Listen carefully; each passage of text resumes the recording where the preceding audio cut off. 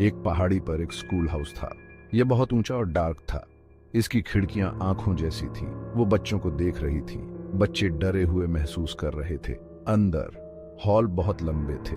हर कोने में साए थे। कमरों में ठंडी हवा चल रही थी। बच्चे कांप रहे थे। कुछ तो गड़बड़ थी। मुझे ये जगह बहुत डरावनी लगती है। हाँ, यह सचमुच बहुत स्पूकी है। रिया, आर्यन और मीरा हॉल में चल रहे थे। उन्हें अपने कदमों की आवाज सुनाई दे रही थी। हर कदम गूंज रहा था। यह बहुत डरावना था। रिया ने अपनी सांस रोक ली। वह वहां से चली जाना चाहती थी। ये जगह मुझे बहुत डरावनी लगती है। हाँ, मुझे भी। वे सब इसे महसूस कर सकते थे। इस स्कूल में कोई रहस्य था और यह उन्हें देख रहा था। क्या तुमने वो देखा? नैरेटर। रिया बहादुर थी। उसे रहस्य सुलझाना बहुत पसंद था। आर्यन टेक में बहुत होशियार था। वो कोई भी कंप्यूटर हैक कर सकता था। मीरा बहुत समझदार थी। उसे किताबें और इतिहास बहुत पसंद थे। अजीबोगरीब चीजें होने लगी। किताबें अलमारियों से गिरने लगी। लाइटें टिमटिमाने लगी। हवा में फुसफुसाहट सुनाई देने लगी। बच्चे डरे हुए थे, लेकिन वो उत्सुक भी थे।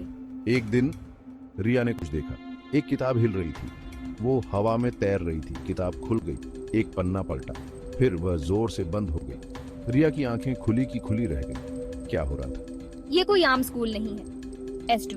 हाँ, मैंने देखा। आर्यन और मीरा ने हाँ में हाँ मिलाई। उनके चेहरे पीले पड़ गए थे। ये स्कूल भूतिया था।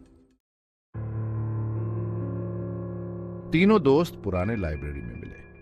वहां अंधेरा और धूल थी। छत से मकड़ियों के जाले लटके हुए थे। हवा में सीलन की गंध थी। वे अंदर गए। मुझे लगता है रहस्य यहाँ है। उसने एक बुक शेल्फ की तरफ इशारा किया। वह बाकी सभी अलमारियों जैसा ही दिख रहा था, लेकिन कुछ अलग था। रिया ने एक किताब खींची। अलमारी हिल गई। उसके पीछे एक छिपा हुआ कमरा था। बच्चे हैरान रह गए। उन्होंने उसे ढूंढ लिया था। छिपा हुआ कमरा छोटा और अंधेरा था। एक मेज पर एक मोमबत्ती टिमटिमा रही थी। कमरे के बीच में एक संदूक था। यह बहुत पुराना था और धूल से ढका हुआ था। रिया ने धीरे से उसे खोला। संदूक के अंदर एक किताब थी। यह एक डायरी थी। इसका कवर चमड़े का था। यह घिसा हुआ और फीका था। रिया ने उसे उठाया। उसके पन्ने पतले और पीले थे। लिखावट फीकी थी। यह अर्जुन नाम के एक लड़के की है। डायरी उसकी कहानी थी। उसने स्कूल के बारे में लिखा था। उसने एक रहस्य के बारे में लिखा था और उसने एक भूत के बारे में लिखा था। अर्जुन कई साल पहले यहाँ पढ़ता था। उसे स्कूल से प्यार था, लेकिन वह जानता था कि कुछ गड़बड़ है। उसने अजीब आवाजों के बारे में लिखा था। उसने गायब हो रही चीजों के बारे में लिखा था। उसने बेसमेंट में एक गुप्त कमरे के बारे में लिखा था। अर्जुन सच्चाई का पता लगाने की कोशिश कर रहा था। वह भूत की मदद करना चाहता था, लेकिन फिर अर्जुन गायब हो गया। उसे फिर कभी किसी ने नहीं देखा। रिया ने डायरी बंद कर दी। उसे ठंड लग रही थी। अर्जुन की कहानी डरावनी थी, लेकिन यह दुखद भी थी। तीनों दोस्त बेसमेंट में चले गए। वहां अंधेरा और नमी थी। छत से पानी टपक रहा था। हवा भारी थी। सांस लेना मुश्किल हो रहा था। रिया S1। हमने उसे ढूंढ लिया। गुप्त कमरा, बिल्कुल जैसे अर्जुन ने बताया था। जब उन्होंने दरवाजा खोला तो वह ची ची की आवाज करता हुआ खुला। अंदर कमरा खाली था। वहां सिर्फ एक छोटा सा टेबल था और एक शीशा। आर्यन S2। ये शीशा, ये बहुत ठंडा लग रहा है। आर्यन भाग गया। शीशे के बारे में कुछ ठीक नहीं लग रहा था। उसने अपने प्रतिबिंब को देखा। वो उसके जैसा नहीं दिख रहा था। वो किसी और जैसा दिख रहा था। मेरा S3। आर्यन पीछे हटा। शीशा, ये चमक रहा है। अचानक शीशा चमकने लगा। एक चेहरा दिखाई दिया। यह एक उदास आंखों वाला लड़का था। वह बोलने की कोशिश कर रहा था, लेकिन कोई आवाज नहीं आ रही थी। तीनों दोस्त डर के मारे जम गए। वह सही कह रही थी। शीशे में दिख रहा लड़का अर्जुन था। वह फंस गया था। उसे उनकी मदद की जरूरत थी, लेकिन वे उसकी मदद कैसे कर सकते थे? रिया S1। कमरा, ये हिल रहा है। दीवारें पास आने लगी। बच्चे फंस गए थे। उन्होंने दरवाजा पीटा, लेकिन वह नहीं खुला। वे बेसमेंट में कैदी बन गए थे। उनके दिल डर से भर गए। वे बिल्कुल अकेले थे। मीरा S3।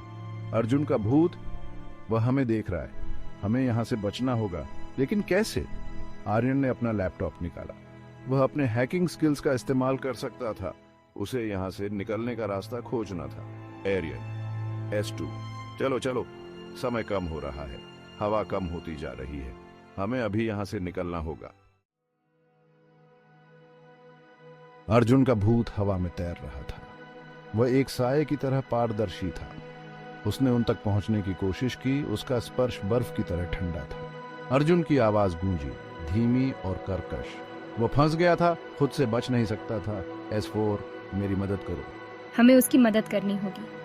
वह बस एक डरा हुआ लड़का है। उसने किसी को डराना नहीं चाहता था।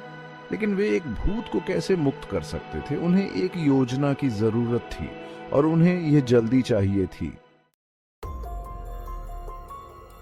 मीरा को अर्जुन की डायरी से कुछ याद आया। उसने एक झगड़े के बारे में लिखा था, एक टूटे हुए वादे के बारे में, एक दोस्त के बारे में जिसने उसे धोखा दिया। अर्जुन के दोस्त ने उसे बेसमेंट में बंद कर दिया था और उसे वहीं मरने के लिए छोड़ दिया था। इसलिए अर्जुन का भूत इतना गुस्से में था। वह बदला लेना चाहता था।